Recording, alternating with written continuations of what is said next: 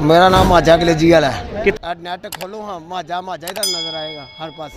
ਅਸੀਂ ਆਏ ਆ ਐਡੇ ਮਸ਼ਹੂਰ ਬੰਦੇ माझा कलेजी ਜਾਤਾਂ ਦੇ ਪੈਰਾਂ ਦੀ ਤੇ ਦੁਬਾਰਾ ਤੋਂ ਜਿਹੜਾ ਮੈਂ ਕਲਚਰ ਕਹਿੰਦਾ ਵਜ਼ੀਰ ਵਾਲਾ ਪੰਜਾਬ ਨੂੰ ਕਿ ਜਨਾਬ ਉਹੀ ਕਲਚਰ ਦੁਬਾਰਾ ਲਿਆਓ। माझा कलेजी ਵਾਲਾ ਕਹਿ ਰਿਹਾ ਤੁਹਾਨੂੰ, ਫਿਰ ਉਹੀ ਰੌਣਕਾਂ ਹੋਣ ਤੇ ਉਹੀ।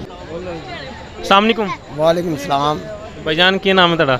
ਮੇਰਾ ਨਾਮ माझा कलेजी वाला है। ਕਿੱਥੇ ਦੁਕਾਨ ਹੈ ਆਪਣੀ? Model town. Model town. ਤੇ ਅੱਜ ਦੁਕਾਨ ਬੰਦ ਕਰਕੇ ਆ ਗਏ ਹੋ? बिल्कुल बंद करके हैं पूरे। नेट खोलो हाँ, माझा माझा ही नजर आएगा हर पासे। ਸਹੀ। ਤੇ ਮੈਂ ਦਾਤਾ ਸਾਹਿਬ ਹਾਜ਼ਰੀ ਲਾਣੀ ਸੀ ਤੇ ਫਿਰ ਤੁਹਾਨੂੰ ਪਤਾ ਦਾਤਾ ਸਾਹਿਬ ਫੈਮਿਲੀ ਨਾਲ ਆਏ, ਬੱਚਿਆਂ ਨਾਲ ਆਏ ਹੋ? ਬਿਲਕੁਲ ਫੈਮਿਲੀ ਨਾਲ ਆਇਆ। ਸਹੀ। ਅੱਛਾ ਮੈਨੂੰ ਇਹ ਦੱਸੋ ਕਿ ਜਿਹੜੇ ਪਾਕਿਸਤਾਨ ਤੇ ਦੁਨੀਆ ਤੋਂ ਆਏ ਨੇ ਜ਼ਹਿਰੀਨ, ਉਹਨਾਂ ਵਾਸਤੇ ਕੋਈ ਦੋ ਅਲਫਾਜ਼ ਬੋਲੋ ਤੁਸੀਂ। ਦਾਤਾ ਸਾਹਿਬ ਹਾਜ਼ਰੀ ਦੇਣ ਜਿਹੜੇ ਆਏ ਨੇ। ਜਨਾਬ ਦਾਤਾ ਸਾਹਿਬ ਐਸੀ ਹੱਡੀ ਹਸਤੀ ਹੈ ਤੇ ਬਾਹਰ ਦੇ ਮੁਲਕੋਂ ਲੋਕ ਕਿਉਂ ਨਾ ਆਏ? ਇੱਥੇ ਕੋਈ ਸ਼ਵਾ ਮਿਲਦੀ ਤੇ ਲੋਕ ਆਉਂਦੇ ਨਾ। ਕੀ ਹਾਲ ਹੈ? ਦਾਤਾ ਸਾਹਿਬ ਉਹ ਹਸਤੀ ਹੈ ਜਿਨ੍ਹਾਂ ਨੇ ਰਾਵੀ ਪਿੱਛੇ ਕਰ ਦਿੱਤੀ। ਦਾਤਾ ਸਾਹਿਬ ਉਹ ਹਸਤੀ ਜਿਨ੍ਹਾਂ ਜੁੱਤੀਆਂ ਕਾਫਰ ਦੇ ਸਿਰ 'ਚ ਮਾਰੀਆਂ, ਉਹ ਹਸਤੀ ਦਾਤਾ ਸਾਹਿਬ। ਤੇ ਇੱਥੇ ਕਿਉਂ ਨਾ ਆਈ? ਅਸੀਂ ਆਏ ਹਾਂ ਐਡੇ ਮਸ਼ਹੂਰ ਬੰਦੇ माझा कलेजी ਜਾਤਾਂ ਦੇ ਪੈਰਾਂ ਦੀ ਖਾਗਾ ਸੀ। ਬਿਲਕੁਲ ਠੀਕ ਕਰੇ। ਅੱਛਾ ਇੱਕ ਚੀਜ਼ ਹੋਰ ਮੈਂ ਤੁਹਾਡੇ ਕੋਲ ਪੁੱਛਣੀ ਸੀ ਕਿ ਤੁਹਾਨੂੰ ਪਤਾ ਹੈ 15-20 ਸਾਲ ਪਹਿਲੇ ਜਿਹੜਾ ਮੇਲਾ ਲੱਗਦਾ ਹੁੰਦਾ ਸੀ, ਕਿਆ ਨਜ਼ਾਰੇ ਸੀ ਉਹ ਨਜ਼ਾਰੇ ਪੰਜਾਬ ਦੇ ਵਿੱਚ, ਪੰਜਾਬ ਦਾ ਕਲਚਰ ਵਾਪਸ ਆਉਣਾ ਚਾਹੀਦਾ ਜਾਂ ਨਹੀਂ? ਬਿਲਕੁਲ ਆਉਣਾ ਚਾਹੀਦਾ। ਉਹੀ ਤਾਂ ਰੌਣਕਾਂ ਸੀ।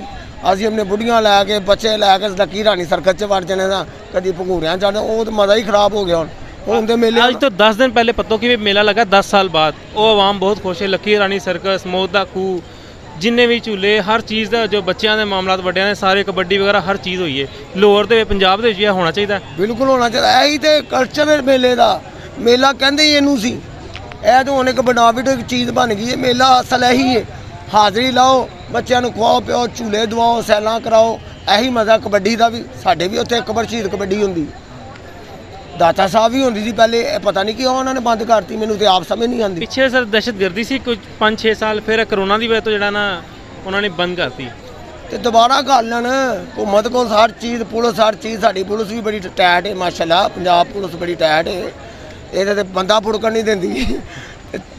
ਦੱਸੋ ਮੈਨੂੰ। ਬਿਲਕੁਲ ਠੀਕ ਕਹਿ ਰਹੇ ਤੁਸੀਂ। ਤੇ ਇਹ ਨਹੀਂ ਹੋ ਸਕਦਾ। ਸਵਾਲ ਉਠਾਉਣ ਦਾ ਮਕਸਦ ਇਹ ਹੈ ਸੀ ਕਿ ਉਹਨਾਂ ਤੱਕ ਇਹ ਗੱਲ ਪਹੁੰਚੇ ਤੇ ਦੁਬਾਰਾ ਤੋਂ ਜਿਹੜਾ ਮੈਂ ਕਲਚਰ ਕਹਿੰਦਾ ਵਜ਼ੀਰ ਵਾਲਾ ਪੰਜਾਬ ਨੂੰ ਕਿ ਜਨਾਬ ਉਹੀ ਕਲਚਰ ਦੁਬਾਰਾ ਲਿਆਓ। माझा कलेजी ਵਾਲਾ ਕਹਿ ਰਿਹਾ ਤੁਹਾਨੂੰ, ਫਿਰ ਉਹੀ ਰੌਣਕਾਂ ਹੋਣ ਤੇ ਉਹੀ ਪੰਜਾਬ ਪੁਲਿਸ ਨੂੰ ਆਰਡਰ ਦੇ ਦਿਓ।